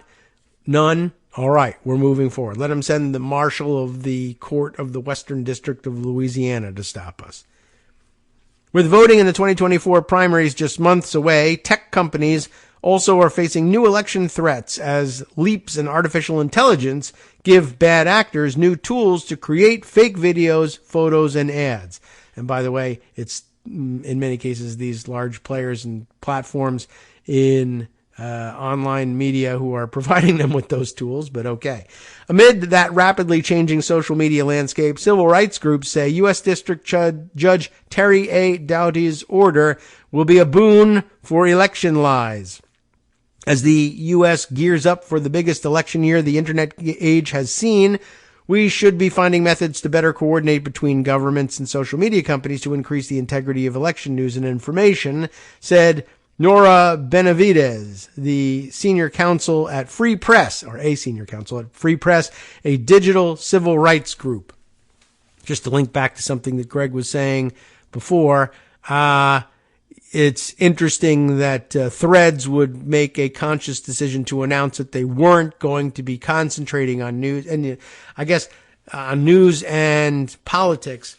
And I guess right now, or at least a few minutes ago, that would have been viewed as, well, okay, they don't want to make that their priority. They want to differentiate themselves in some way, or they don't want to at least announce a frontal assault on Twitter just yet for whatever reason. But it also means that they won't be paying very much attention to content moderation on that front. And they're ceding, they're vacating the field. They're ceding this to the manipulators and saying, well, we don't consider it a priority. And anyway, we don't even want to build threads around that. So any, monkey business that goes on in that area, not only are we not going to police it, but it doesn't matter because we're not building threads around that. But if that's where threads goes, then you owe it to the users to make it as clean a user experience as possible. Anyway, Doughty's order marks a watershed development in the years-long partisan battle over the rules for what people can say on social media. As Democrats warn tech companies aren't doing enough to check the proliferation of falsehoods on their platforms, Republicans continue to say the companies unfairly pick on them because of their political views, criticizing the companies for developing misinformation policies and deploying fact-checkers and contractors to enforce them. Republicans have used their control of the House of Representatives to advance such allegations, and conservative activists have targeted academics studying online disinformation with lawsuits and open records requests. Their efforts have been aided by Elon Musk, who has used his ownership of Twitter to release a slew of internal communications about content moderation decisions that he dubbed the Twitter files. We have watched as conservatives have weaponized this kind of false idea of conservative bias throughout Silicon Valley, said Rashad Robinson, president of the civil rights organization Color of Change. And so it's no surprise that they've used their soft power within corporate America to make companies afraid to actually live up to their responsibility and to be accountable. Meta, Google, and Twitter did not immediately respond to requests for comment. The Justice Department has sought a stay of the injunction because of its risks. The appeal filed Thursday night in an appeal. DOJ lawyers warned that the judge's order could prevent the government from, quote, working with social media companies on initiatives to prevent grave harm to the American people and our democratic processes. Already, there are signs of how the judge's order and other conservative moves are chilling efforts to combat election interference. A day after the ruling, the State Department canceled its regular meeting with Facebook officials to discuss 2024 election preparations and hacking threats. The Cybersecurity and Infrastructure Security Agency, whose contacts with social media companies are also limited under Doughty's order, has played a major role in getting accurate voting information out. A private nonprofit with some government funding, the Center for Internet Security, which is mentioned in Doughty's order, has connected local elections officials with the social media companies when the local officials spot falsehoods about election mechanics. CIS is not specifically barred from contacting social media companies, but people who have worked with both organizations expect a chill in coordination. And it occurs to me as I'm reading, the Center for Internet Security, CIS, is also could be pronounced cis, like as in cisgender, which Elon Musk just recently declared was, in his view, and erroneously, a slur of a term and would be banned from use on Twitter, and you can get your account banned for using it, apparently. So now, even if you're talking about the Center for Internet Security, that's just another great excuse for him to ban their discussion of their work and just say, the algorithm did it. Sorry, can't help you. For several years now, CISAs, I guess they got the A on the end. That's interesting. The Center for Internet Security is the nonprofit organization, CIS. And then there's the Cybersecurity and Infrastructure Security Agency, which has the word security in it twice, yes, but is also CISA. So there's a CIS and a CISA.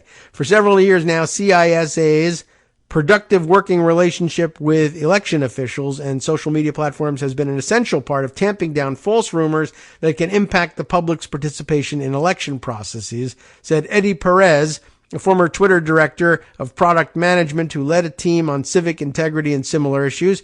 This sweeping injunction has the potential to greenlight bad actors' efforts to undermine confidence and suppress the vote. And basically, well, one thing it could do is, what's that guy's name again?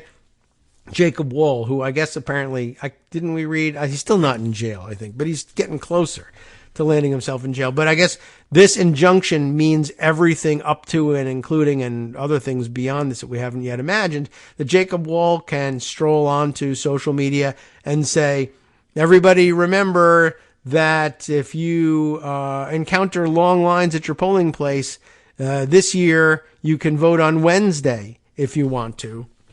Just fill out this form and they'll open up the polls for you on Wednesday.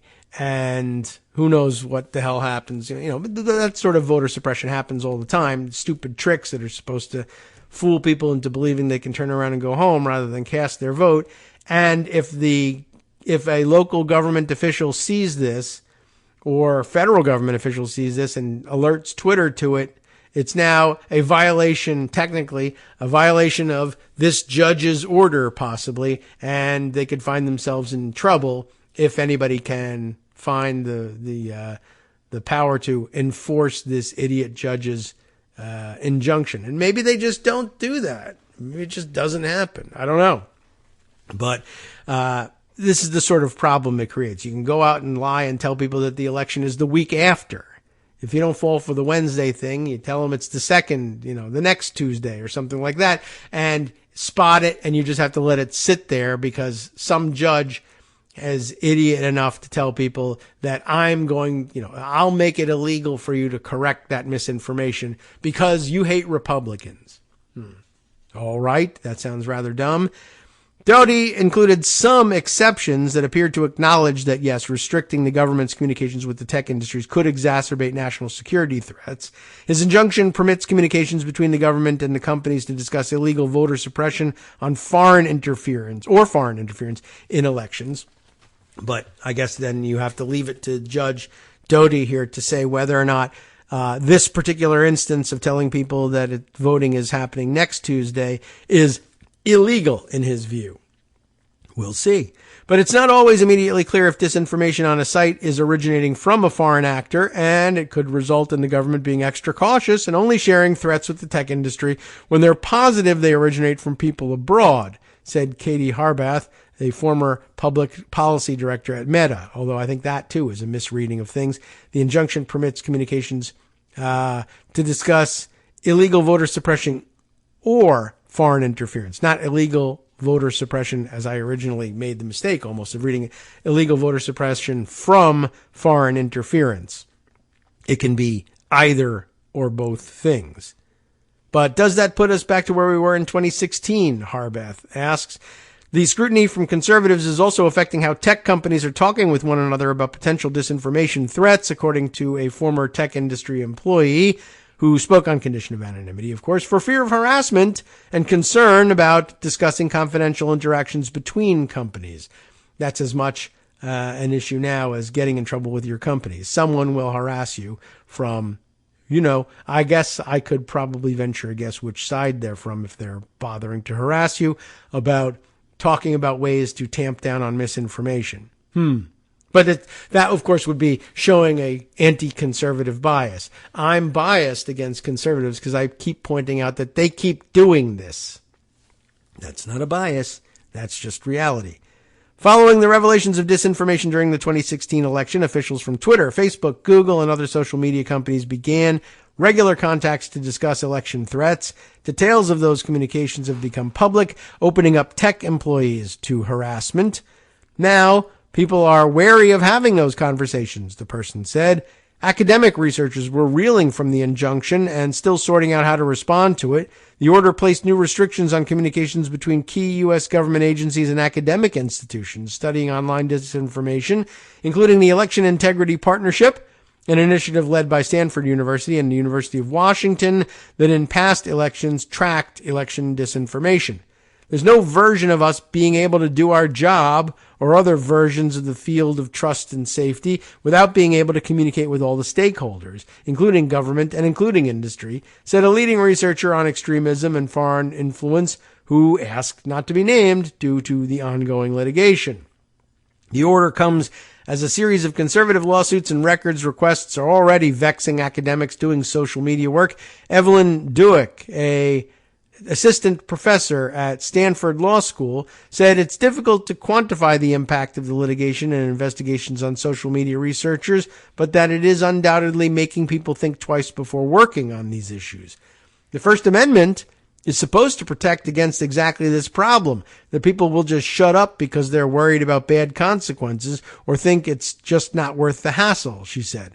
It's being flipped on its head here and being used to chill people from doing important and legitimate academic work. Well, at least one branch of the government says they'll come after you if you start doing this stuff. So it's actually a more legit claim than the usual complaints about the First Amendment.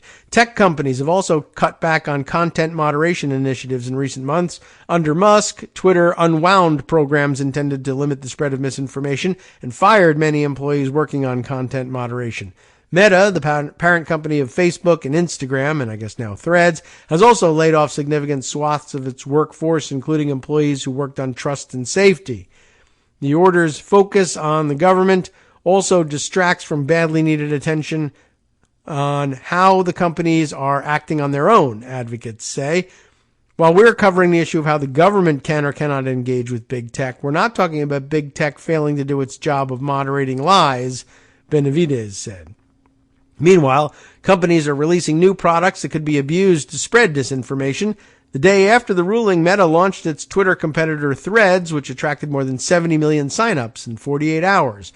The launch underscores how quickly the social media landscape can change and why it's so necessary for the government to be able to talk to the companies, said Leah Littman, professor at the University of Michigan Law School. The ruling is just going to compound the inability to adapt to new challenges that are coming, Littman said.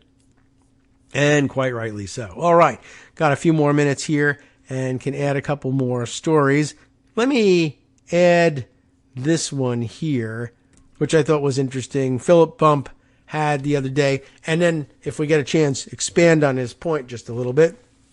But he had a very intriguing headline on his analysis from July 7th, end of last week, the privilege of shrugging at January 6th violence.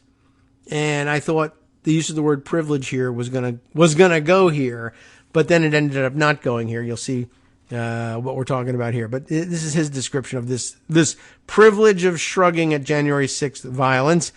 And think about who's been shrugging at it and what sort of privilege it is that they might be exercising here. Kenneth Thomas was convicted last month for his participation in the pro-Trump riot at the Capitol on January 6, 2021. As he awaits his sentencing later this year, he sought permission to travel to Missouri to participate in a festival dedicated to defendants in Capitol riot cases, permission that the judge overseeing his case denied. I mean, it would be shocking if they granted it, but some crazy-ass judges out there would probably do that. Anyway, thankfully, it didn't happen in this case. But on Thursday night, Thomas's attorney, John Pierce, joined CNN's Abby Phillip to discuss the judge's decision. Why?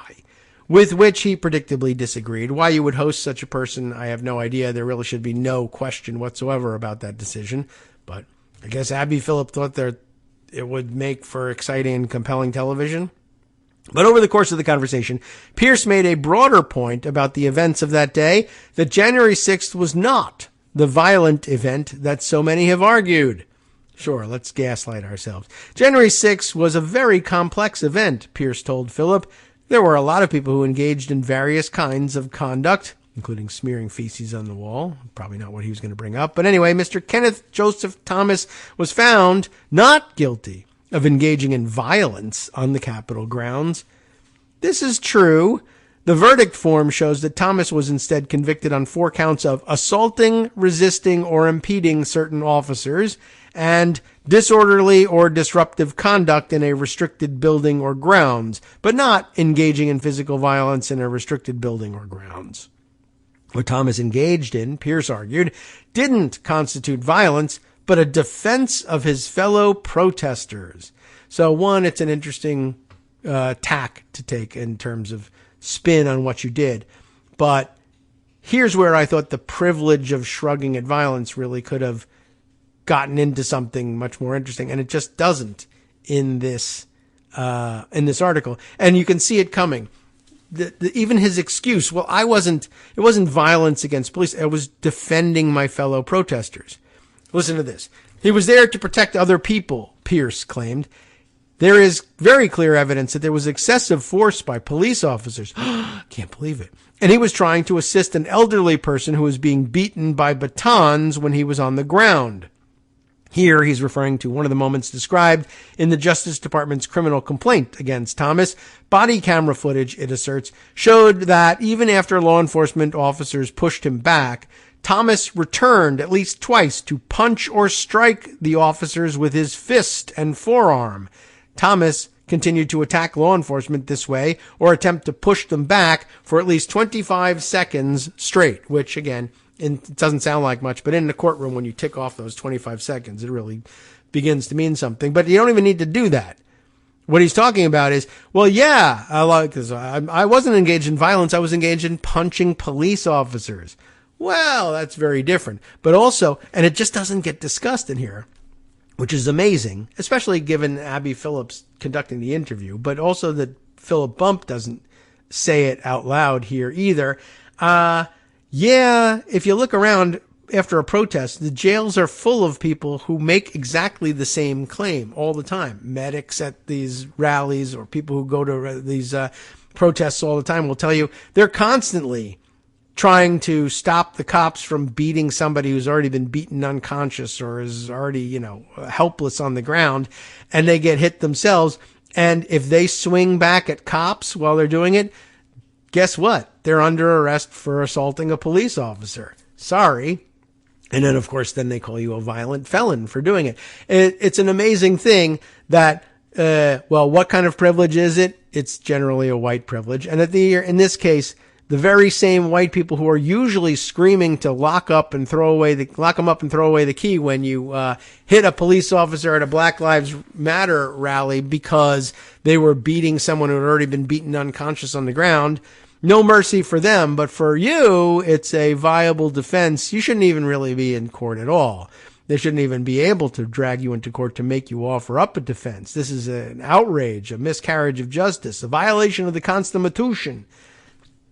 And I don't know, for some reason that doesn't get addressed at all, that these people are the very same ones insisting that everybody else in the world pay the price for laying hands on a police officer, and that there's no such thing as defense of the innocent when the police are trying to do their jobs. It's really rather amazing. Well, anyway, in court, and later to the right-wing website Gateway Pundit, Thomas argued that this incident involved his trying to get police to give space to a fellow protester who'd fallen on the ground. And that might even be true. It's just of no avail to anyone else in the world. In a video shared at Gateway Pundit, you can hear Thomas exhorting officers to let him up. He's seen in a camel-colored coat and light tan baseball cap pushing police back. And that video loop is embedded here. But this is only one moment cited in the complaint. There are two others in which Thomas allegedly resisted police efforts to clear the area. As the law enforcement officers advanced, Thomas turned to his side, using his elbow and shoulder to strike the frontline officers. The complaint reads, video showed Thomas push back against the officers in this way 4 more times and attempt to punch with his fist once while ordering the rioters to hold the line. Footage Thomas shared on YouTube appears to show these moments. Removed from YouTube, the video was preserved by January6archive.com. There was, the narrative that, with all due respect to your network, sometimes has been pushed that this was just a violent event, that there was violence on both sides, Pierce told Philip. No, Philip replied, it was a violent event. Police officers were there doing their job. Abby, Pierce said, some of the police officers were not doing their jobs, and I'm sure that's probably true. Some of the police officers were going way beyond doing their jobs, including unjustified lethal force, okay? Not much in the way of lethal force, but certainly, anything can be lethal. It's just that in other settings, people like Pierce don't care. A bit later, he added, the vast majority, I know this stuff better than you, with all due respect, way better. The vast majority of individuals who were on the Capitol grounds were there, and they were peaceful. Well, I would say almost all of the people who were on the Capitol grounds were there. I disagree with you about the part about there being peaceful, but okay. Philip asked that if that included his client. Pierce replied, "We argued at trial that it did, and he was found not guilty." I mean, that's actually me making it sound more apologetic than he did. We argued that at trial that it did, and he was found not guilty. He's asserting that his client was nonviolent, even as we watched the video of him punching police. The divide in perceptions, if that's what it is, about the riot articulated by Pierce has existed since the attack itself. Do you consider the central aspect of the day to be that thousands of people were present near the Capitol without going inside, much less attacking police officers to do so? Or do you focus instead on those violent actors and their having facilitated the disruption of the counting of electoral votes? Most Americans focus on the latter, the dangerous and deadly exceptions.